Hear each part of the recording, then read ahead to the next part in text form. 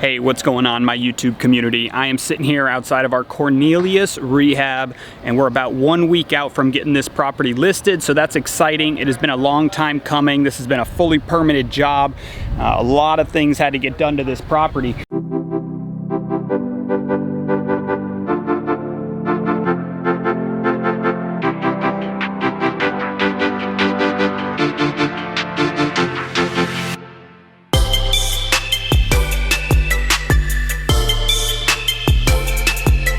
And where you can see that we're gonna end up having some screening right back over here, that had to get opened up. It had been really choppy. The former owners, whoever it was, they enclosed this. It was like dirt floor with plywood over top of it. It was a disaster, but we are gonna have this property staged probably Monday, Tuesday next week. We already had our for sale sign get into the yard, but we did wanna make sure we removed that, as it is a violation to put a for sale sign up in a yard prior to it hitting the listing, or prior to it hitting the MLS, sorry about that. So I'm gonna keep moving on, keep my day rolling, but I had to take a quick stop in over here because when your crew is telling you they're about to wrap up a project, you always want to stop in, walk through, and I talked about this on a recent video. You don't want to have people get too far along of removing all their supplies and people off of a project until you know the entire scope of work's been done, that punch out list is getting taken care of, and you walk the property with your contractor to make sure everybody's on the same page, and that the dates that we're setting up for getting the property live and getting it staged, we're gonna be able to keep to those timelines, because that's really important. We wanna make sure that when we're asking somebody to come stage our house, they don't show up the day to stage it and people are still working on it. So that's just a quick little tip there, but I wanted to check it out so I can give my stager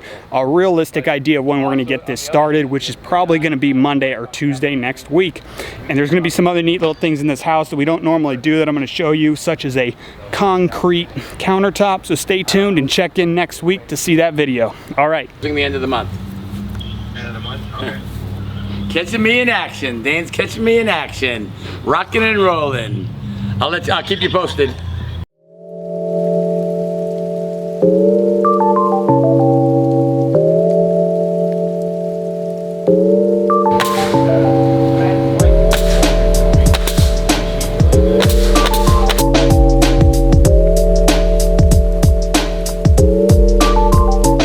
What is going on, everyone? We're sitting here, we're at 18th right now. We're just wrapping up. I had to get out here. I was able to actually run into my roofer here, which was awesome. Always good when I get to run into him. We also had Roberto from Robertson Fence just come out here and meet us. What the idea is that we really want to add some curb appeal to this property. My only concern with this rehab is gonna be what an appraiser looks at when they see this house and getting to the number that we want, which I would love to sell this house in the 170s.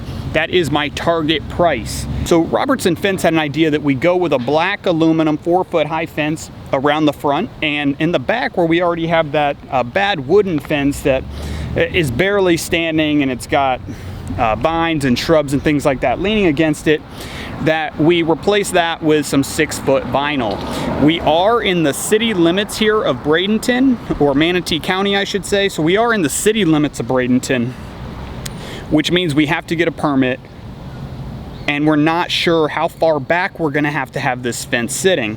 Usually you have easements, it's a corner lot, so we don't really know just yet. So we're gonna have to get the survey over to our fence guy at Robertson Fence there. Our roofers are working away.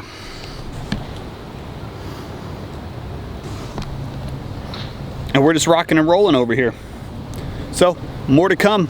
Can't wait to show you guys this product when it's all finished. What is going on, my YouTubers?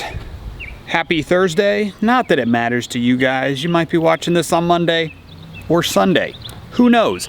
Behind me here, we're actually in a condo complex up here in Bradenton, Florida. We've actually done, I believe, just 2 since I've gotten into real estate in the past 4.5 years. There is money to be made in condos. The biggest thing is that you incur a lot higher holding costs typically on a condo because you have HOA fees. You have monthly or quarterly or yearly dues that get collected. And obviously that can play a big part into what your numbers end up looking like. And it just so happens I received a lead off of my own mailers 2 weeks ago in this exact same complex, but then we ended up having somebody that's always around us here in the market pitch us a deal in this same neighborhood. I was a little worried thinking that they had actually snagged up the lead that I received in here before I could get it contracted, but it actually just happens to already be here in the exact same complex. And you know, there's just a lot of comps in this neighborhood, which is awesome. That's the one thing about some of these bigger condo complexes. They can be a little bit easier to comp or harder, but for this one it was easier to comp because there's so many condos in here, and it's just an active neighborhood. A lot of the condos in this community, although you have the higher HOA fees of about $400 a month, which you get quite a bit with that, like your cable, water, things of that nature, but you also have a complex where there are so many comps, it makes it really easy to come up with the value. And going back to why this is so popular, it is because in the mid-hundreds you can land a condo in here, and this is a nice complex. I'll turn it around so you can see what I'm talking about. But as you can see, I mean, they got the tile roofs. I have heard they're in the process of going through and updating the roofs in this complex, hopefully using reserves and not assessing people. But right over there is the unit we're about to go check out. Not sure if I'll be able to bring the camera and bring you guys along with me. I'm not sure if this one is vacant or it's tenant occupied right now, but it's being pitched to us for $85,000. The ARV on this should be somewhere around $150,000, and these places don't typically need that much work. So let's get in there, check it out.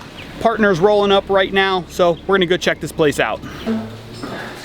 The kitchen's older. Yeah, no, this needs to be redone. Yeah. Yeah.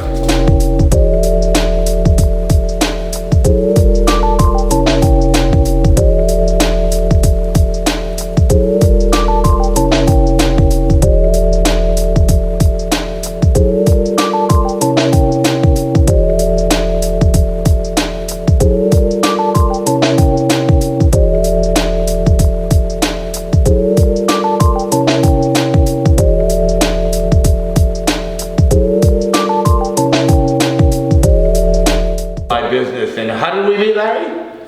Mark and I met about 7 years ago. I was trying a little bit of things on my own, doing some marketing, and believe it or not, I did a mailing campaign with a yellow letter mailing campaign and dropped in his box on one of his properties, and he picked the phone up and called me and said, "Hey, I got your yellow letter. What are you doing? How are you proceeding? Let me see if we can work together." And long story short, he was a huge influence on the foundation for my interest and my genuine passion to do real estate. And we've done some business in the past. We've done really well. I think we've always had a good relationship. And for the last several years, it's been a little hit or miss with me. Life kind of got in the way. No excuses. I'm just saying life got in the way. But now I'm back full force and still doing it, still playing the game, never quit. I'm so fortunate enough to be here. I'm very, very grateful to be here, to be able to see you guys again, talk to you guys, and hopefully, you know, continue on with lots of success. And the tactic that I'm talking about right here is any opportunity you get to actually meet with somebody face to face. Somebody sends you a letter because you have other property. That means they're out there looking for deals. There's a good chance that they're a wholesaler. And if you're a real buyer and you trying to capitalize in the marketplace, every time somebody sends you a postcard or makes a phone call to you, those are real opportunities to do a reverse on them, meaning get to meet them knowing that if they're really going to proceed in this business, that they're going to find opportunities for you. And once you get that opportunity, make sure you always do what you say you're going to do and treat people the right way, and it builds a lasting relationship like we've had over this course of time. But the truth of the matter is, if you're in the real estate game, it's about collaboration and not competition. All right, so we are signing a contract for this place right now. We're gonna drive around in here, see if we can't try and get ourselves into some of the actual active listings that are up in this complex, so we can see how other people are rehabbing their properties right now, as that's gonna help determine how we do ours. We'll probably rehab this the same way we rehab a lot of our homes, but the funny thing is in a lot of these older 55 plus complexes, you really don't have to do like a super updated rehab.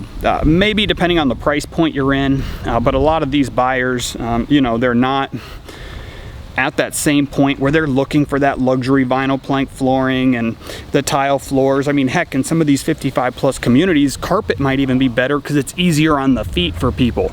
But regardless, we're getting this one under contract, so we are going to have another rehab here to start up in the next couple weeks and keep things rolling, keep our crews busy.